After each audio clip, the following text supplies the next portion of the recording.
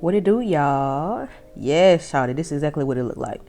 Banana pudding cheesecake. Let's go. What you talking about? Let's go ahead and get into these ingredients. First things first, you are going to need 4 8-ounce packs of cream cheese. Make sure you take these out at least an hour and a half, 2 hours before you start, because they need to be soft, okay? You cannot work with cold cream cheese. All right. Next, we're going to need 2 of these large containers of banana cream pudding. Any banana cream pudding will do, but you know, this is what we go for at the store. This is the ones we pick when you make a banana pudding. This one has the strongest banana flavor to me. Next, you'll need 2 of these containers of heavy whipping cream if you plan on using cream to decorate. You also need some pure vanilla extract. That's just about as much as I needed in there. I should have got some more, but that was good. Next, you'll need 2 boxes of Nilla wafers. You cannot have banana pudding without Nilla wafers. What you thought? What you thought? This is very important. You need Nilla wafers. 2 boxes. Next, chessmen cookies. You can use 2 of these, but I only got 1. And I think it worked out pretty good with 1. If you don't know, you're going to find out, shawty. Next, you're going to need 3 large eggs. Make sure you take these out as well to have them at room temperature. Just better quality for the cheesecake. Next, you'll need about a stick of butter. Yes, melt it down. Yes, look at that butter. Shiny, yellow. Brown sugar. You need about a cup or so of this brown sugar. This ingredient right here is optional. Sea salt caramel topping, what I use to decorate. Also optional, this is nutmeg here that I'm going to use to season, and cinnamon, also optional. But let me tell you, the flavor is exceptional. Use these seasonings. For our tools, we are going to need a mallet, hammer of some sort, and a Ziploc bag. If you ain't got no hammer, baby, use your hands. Use something. Next, some type of measuring cup system. Y'all know, you got to be accurate when you're baking. You have to be. Also, the tablespoon measurements, can't forget those. Need them things. Oh yeah, big spoon of some sort. This is the spoon I got. Worked out pretty fine. Stainless steel bowl. I had 2 of these that I used. You don't have to use stainless steel, but any type of bowl will do. Next, the 9-inch Springform pan. This is my favorite pan for cheesecakes. You cannot use those regular pie pans to make this cheesecake. You need this thick cheesecake pan, okay? 9 inches. It was only like $10 at Walmart. All right, let's go ahead and get into this recipe. Let's go ahead and put 1 bag of the Nilla wafers. Save 1 of the boxes for later. We'll use that for decoration. Also, we're going to get some of these chessmen cookies out. Just 1 row of the chessmen cookies will do. Just set the rest to the side. We'll use those later as well. And we're going to go ahead and seal that. You want to get as much air out of this bag as possible before you start pounding, because you don't want your cookies to go all over the place, busting the bag open and stuff. So yeah, pound that thing. We want some crumbs. We want this to be thin. If you have a food processor or something of that sort, you can use that as well, but I ain't got that. I got a hammer and I got Ziploc bags, so that's what I used. This is about the consistency that you want right here. You want it to be fairly crumbly, y'all. A few thick pieces just to keep the stability of the crust, but you want it to be pretty fine, okay? Next, we're gonna add our butter, whole stick of butter. Melt it on in there. We're gonna mix it up. It should be pretty wet, almost like wet sand, like the kinetic sand that you can mold into things. Yeah, that's what it should feel like. It's our texture shot there. Go ahead and pour it into this pan.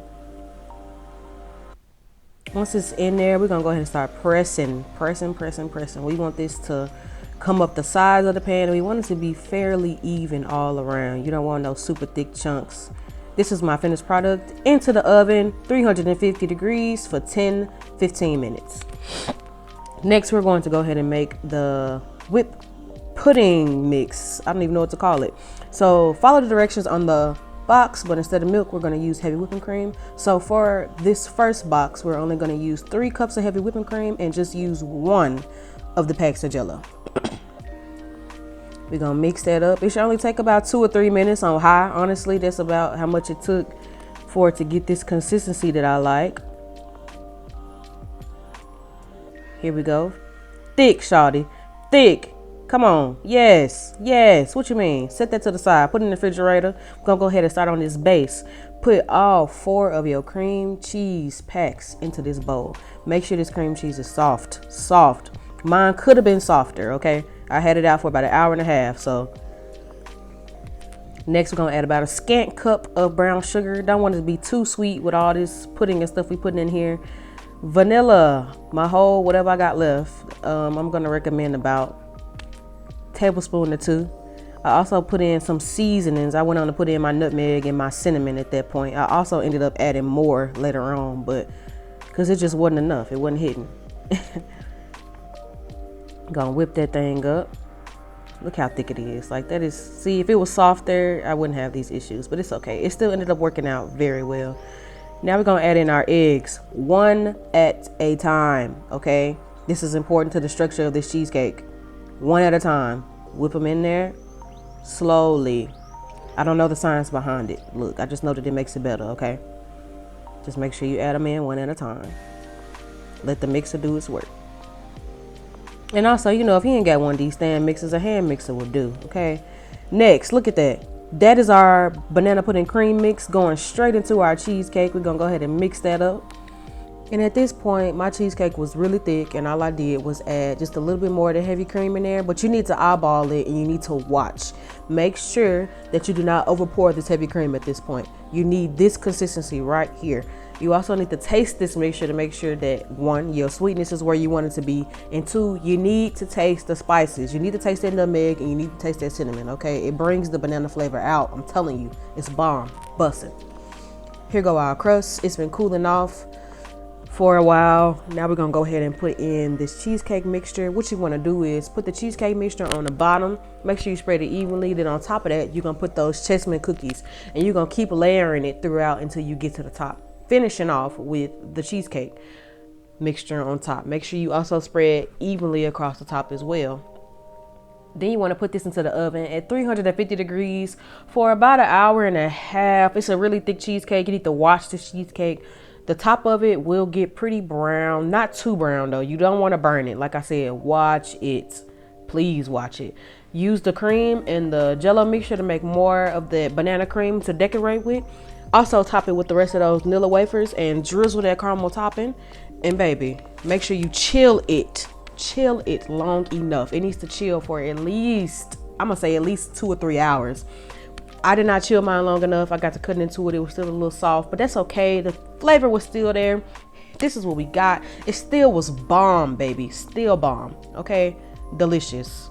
What you talking about? Banana pudding cheesecake. Here's another slice that I cut after I chilled it off for a little bit longer. And baby, a nice, thick, sturdy piece of cheesecake. Okay? Do you see this? Stop playing with me. Stop playing with me. I'm a chef. Bye.